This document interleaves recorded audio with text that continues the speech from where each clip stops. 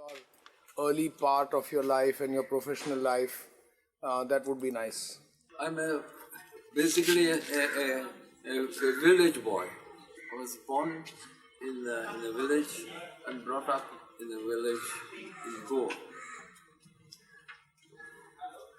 This little village where in my initial years, I think had a lot of influence on me in my life, in many ways. First of all, the calm and the rural sort of setting there. When I was a loner, I grew up with my grandmother.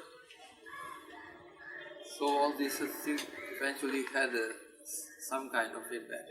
But what was interesting was a little incident when I was just about 10 or 11 years old, and there was this old library in the house of my grandmother. It had old books, old magazines, and there was one there which I was particularly fascinated, and that is a bound copies of a Portuguese magazine of the 30s.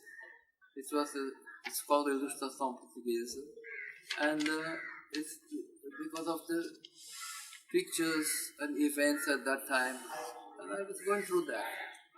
And at that time I knew only Portuguese, so that interested me. What I saw there was something that only later on I realized. I saw a small report on work of one Gropius, Le Corbusier, and some pictures. And of course at that time I did not know anything about architecture or anything like that. But that remained in my mind. So I did some models even at that age of 10 or 11.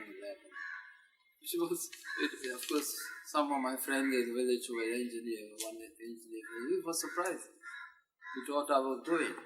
But anyway, I'm not saying that. So you did JJ from which year to which year?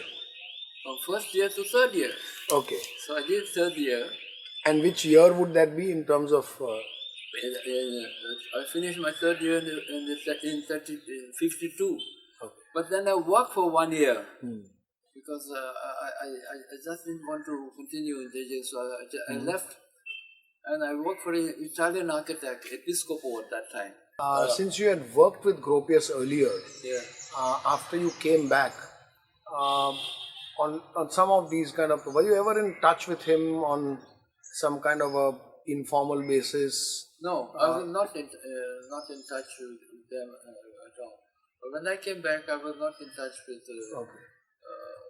Because at that time, I was nothing very senior in their offices also. I was just one of them, but although they always used to work together.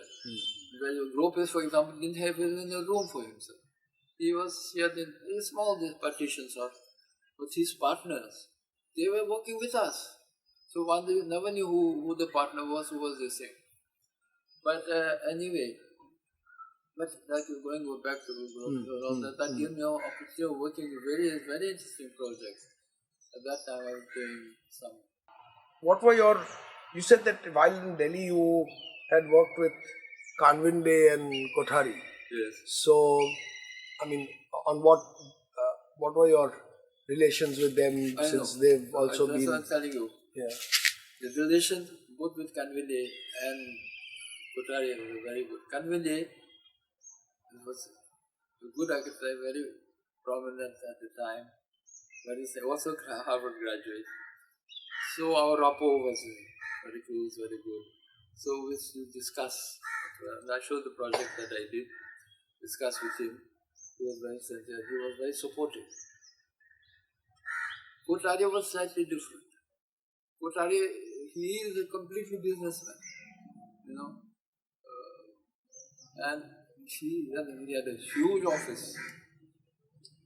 I became quite important in the office because one thing that he felt that he has to bring this, he has to give. But in a way, completely leave it to me. He did not consider that. He was already, a businessman, like I said, going out, getting jobs and so on. But nice person.